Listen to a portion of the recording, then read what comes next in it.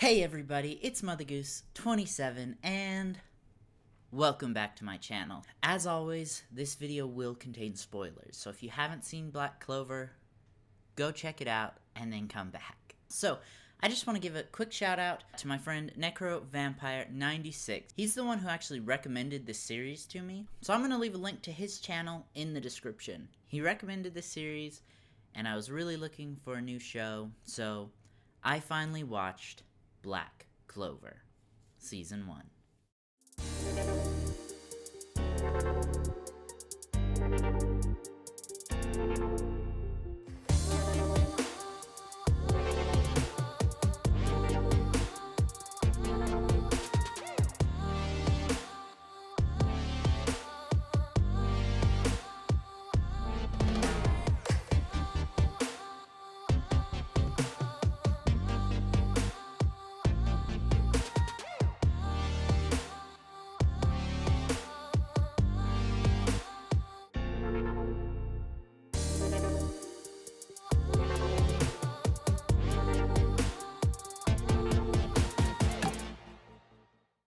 Okay, as always, there are time codes in the description. I'm going to talk about my general thoughts and the story overall.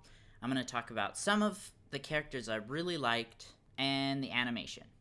And then I'll give some final thoughts. I loved this anime. It has been a while since I've seen an anime series that I've been like, I have to finish this as quick as possible. I gotta know what happens. I was immediately intrigued. The whole dynamic of Asta having no magic power and yet being so determined to be the Wizard King was a very compelling story, and I felt like I could relate to that a lot. Each of the Magic Knight squads are so unique. My favorite is definitely the Black Bulls, obviously, but I definitely love all the other Magic Knight squads. The Nobles are a bunch of jerks. Like, yeah, cool, you have extreme magic power, but you're all bad people. No, they're not all bad people, but they're mean. They're very mean, and they look down on others, especially Asta. And Yuno, too. And Yuno probably has more power than all of them. This boy got the wind spirit. I really love the fact that it's following Asta and Yuno, and how one of them, Asta, was born with no powers, and Yuno was born with exceptional magical abilities. Asta barely makes it in to the lowest ranking Magic Knight squads. Yuno has his pick of any Magic Knight squad that he wants. So I love the contrast between them, but they have a rivalry and a respect for one another. It's very interesting to watch. The action scenes are beautiful. It's so fun to watch. And the fight between Yami and Lich, oh my gosh, that was so amazing. Best fight in the entire series that I've seen so far. And I'm, at the point of recording this, I am halfway through Season 2. And I stand by what I say. It kind of starts out slower. Each of them are testing the other one's abilities, seeing how strong they are. And then it just turns out into an all-out brawl. So good. So good. And then the third eye comes, and then 3 other Magic Knight captains come. It's so good. So good. I absolutely love this series so much. I think there's so much potential, and I'm really excited for what they do in the future. I thought each arc was unique and helped progress the story forward. I felt like the filler episodes still helped progress character development. It's all leading up to this fight against the Eye of the Midnight Sun. And we see several of the battles, but there's this suspense that we've had skirmishes here and there, but it's about to get a lot worse. You know that the Eye of the Midnight Sun has much larger plans. I absolutely love that Asta uses anti-magic. I love that his swords just slice through magic. I love that he's literally the only one who has the ability to use these weapons. It's such a unique concept. Some people are really frustrated because they're like, why does Asta just one-shot all of the enemies? First off, he never does it alone. In all of those fights, he always has help. It's just It's not just him one-shotting people by himself. Second off, besides Haha and the chain guy from the beginning, he hasn't really one-shotted anybody. Like, the actual enemies, he's actually fought them. Third, it's like everyone else around him is Superman, and he has a sword of kryptonite. I don't know, it's kind of hard to balance a character that literally has a weapon that negates everyone else's abilities and not make them overpowered. And obviously it balances off because he doesn't have any magic. I'm sorry, I'm gonna butcher this name. I can't remember how it's properly pronounced, but when he fights Kyato, who has just normal swords, you see that Asta kind of has a problem fighting him. It's just the fact that when fighting real magic, he just slices through it. Let's talk about the Eye of the Midnight Sun. I think they make a fantastic villain. And obviously they're not the only villains. There's the Diamond Kingdom, the Spade Kingdom, and there is a Heart Kingdom. I don't think it's ever mentioned in the first season, but the Spade Kingdom is definitely mentioned, but never seen. And then obviously you see the Diamond Kingdom several times throughout Season 1. And while the Diamond Kingdom do make good villains, the real threat of the show is the Eye of the Midnight Sun. Fantastic villains, fantastic threat. It's nice to see a villain that is mysterious, wrathful, and actually poses a threat. This isn't just one guy, it's an actual organization with followers willing to die to destroy the Clover Kingdom. Let's talk about some of the characters. There are a ton of characters, so I'm only going to hit some of the main ones. I've already talked about Asta a lot. I love that he doesn't have magic, and yet he's never giving up. He just keeps going, he keeps fighting, he keeps growing stronger, and he does whatever it takes to achieve his goal of becoming the Wizard King. There are plenty of main characters, but Asta is the main character. He is the exact opposite of Asta. He's quiet, he's cold, and he's extremely powerful in magic. He makes a great rival and a great contrast to Asta. Honestly, I could see either of them becoming the Wizard King one day. I'm excited to see their final battle and find out who gets it. Noelle, I feel like, is also a very interesting character. Being a noble, obviously, she's blessed with extreme magic power, but the fact that she can't control it is a very interesting character trait. And seeing her journey from the first time you meet her to the end of the series, where she uses extremely powerful magic effectively, it's great to see character development like that. I'm going to talk about the Black Bulls just kind of in very shortly. I would say that one kind of annoying thing of the show is that each of the characters have character traits that basically make up their entire character. Vanessa is an alcoholic. Gauche is obsessed with his little sister. Charmy is obsessed with food. Luck is obsessed with fighting. Finreal is a flirt. Gray is incredibly shy. And Gordon doesn't talk loud enough for people to hear him. These are all not necessarily good character traits, but good in the sense that they make interesting characters. But that doesn't work if that's their only character trait. They're completely absorbed by this one thing, and it just doesn't really feel real. Now, we have gotten to see some of their backstories, and we've seen some other parts of the characters, like Finreal. You find out that he likes to flirt because he was disowned by his family. His thought process, well, at least maybe the ladies will want me. Or Vanessa had a horribly abusive childhood, but she's also in love with Yami, and so we get to see a little bit of other parts of her character there. Gauche is obsessed with his sister because their parents were killed, they lost their fortune, and that's all he had. Luck's mother pushed him to fight harder, to always win, and that created an obsession in him to fight.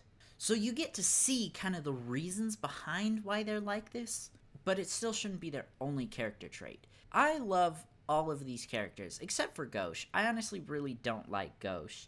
His whole sister complex is really creepy, if I'm being honest.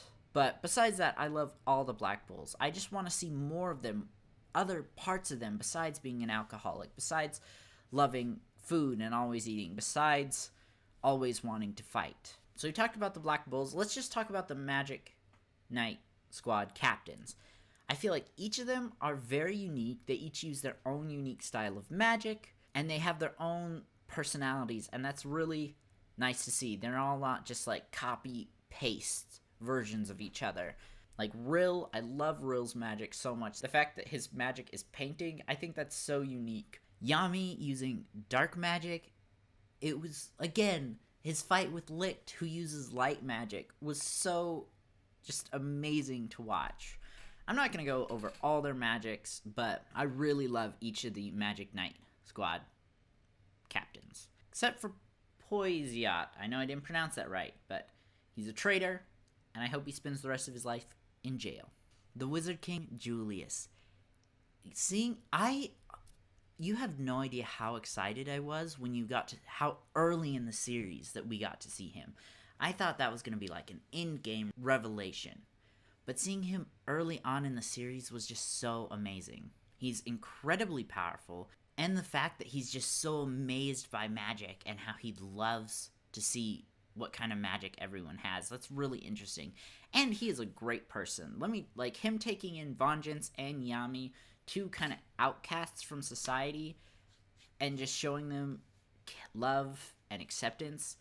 King Julius, he's just a good guy all around, at least from what I've seen. Who knows, maybe season 3 turns out he's a villain, but I don't think so. He genuinely seems like a good person. I'm really excited to see more of him, and I'm excited to see him fight again. This boy needs to lead. He needs to take down Licht himself. Noelle's family, the Silva family, absolute jerks. If there was one royal family I hated above the rest, it's the Silva family, for how they treat Noelle. Their mom died in childbirth, and Noelle can't really control her magic. They had no right to treat her that way. Cringe. All of them. Cringe. Klaus and Mimosa, I think, make a really great team with Yuno. I loved how Klaus was so kind of arrogant in the beginning, and then you get to see him accept Yuno and Asta, and you get to see just how much he cares about both of them. I thought that was really great. You get to see a nobleman accept commoners and actually care about them. And Mimosa, obviously, she's got really interesting healing magic, but also some offensive spells as well. Okay, talking about Mimosa. Why are all these girls so thirsty for Asta? Mimosa, Noelle, Rebecca, Sally, Marie. And I'm pretty sure there's a couple more, but I can't think of them off the top of my head. I just think it's kind of funny, and I know I'm going to get a lot of hate for this, but I honestly do ship Asta and Rebecca the most. I know he's probably going to end up with Noelle. I accept that, but I just think him and Rebecca would make a very good pair. There, I said it. The actual king of the Clover Kingdom, hate him. Absolutely hate him. Coward, greedy, weak. Julius should be the real king. There should only be one king. I really do hope that the king gets a redemption arc. Can we talk about how Charlotte is in love with Yami? Yeah, yet she roasts him whenever she can. I ship that hard. I really hope that Charlotte's able to admit her feelings for Yami at some point. Marks. What a mad lad. This boy knows that Julius is the most powerful wizard in their kingdom, and yet he has no problem telling him off. I watch the way Marks talks to Julius, and I'm like, Julius, just hit him. Just hit him once. He'll live. You can control your magic. He should not talk to you like that. I really like his character. He seems like a great guy. I just think he's really ballsy, the way he talks to the most powerful wizard in their kingdom. Licht and the Third Eye and the Midnight Sun, overall, I really loved. I loved that it's actually a large organization. It's not just a couple of people. This is their own little, nation. And they all seem to be extremely powerful wizards. Licht makes a great leader. He's just so calm, always calm, and yet extremely powerful. He's just as quick or quicker than the Wizard King, which shows you a lot. The Third Eye make great generals. I love the fact that they're each more powerful than Licht, and yet they serve him. I don't think he's the master that they're talking about. I don't know for sure yet. It hasn't been revealed from where I am. But I do think he's not the master, but what we've seen so far, he is leading the Eye of the Midnight Sun, and he definitely makes a very strong opposing force. The Third Eye, great generals. Each of them are very unique, and they're all so filled with hate, and they're all very powerful. They make fantastic villains. Okay, and now I'm going to talk about the animation very quickly. I really, really love the animation. I've seen some people complain about it, but I thought it was really great, to be honest. Now, there's some stuff in Season 2. Oof, you guys better be ready when this review comes out. Your boy gonna roast them. But for Season 1, I honestly really liked it. I didn't think it was bad. I thought it was very appealing to watch, especially the fight scenes, which having a good animated fight scene is so important for an anime like this. And all the magic abilities looks absolutely beautiful. It was just very appealing to actually watch. If I were to rate this series so far, I'd probably give it like an 8 out of 10. Really great, absolutely amazing, but not quite perfect. I really enjoyed each of the arcs. I thought they each brought a unique portion to the story, and obviously there was some arcs that were better than others, but I felt like each arc pushed the story forward, progressed it, taught us something new either about the characters or about the world, and it all came together for a really great story. But I will say the very last episode, episode 51, I felt like should not have been in Season 1. It should have been the first episode of Season 2, and I get why they did it. Episode 51 ends with the Diamond Kingdom invading the Clover Kingdom. We get to see a little bit of the battle, but not really much. And I get it. It leaves the season with kind of an air of suspense, but it was not really a part of the last arc of Season 1. It was a part of the first act of Season 2, and so I just felt like it felt a little out of place in Season 1. I think Black Clover did an amazing job at establishing the world, establishing the magic system, and establishing the characters. It really set itself up to be successful. It taught the audience what we needed to know while still leaving some mystery and building suspense for what's to come. This is a very good starting place for a series. It's got me excited for what's to come. Let me know in the comments, what are your guys' thoughts on Black Clover? If you enjoyed this video, consider leaving a like and subscribe to join the flock. I've got plenty more content coming out, and I will definitely be talking about Black Clover again. All my social media details are in the descriptions down below if you want to follow me other places as well. This has been Mother Goose. I'll see you in the next one. Bye-bye now.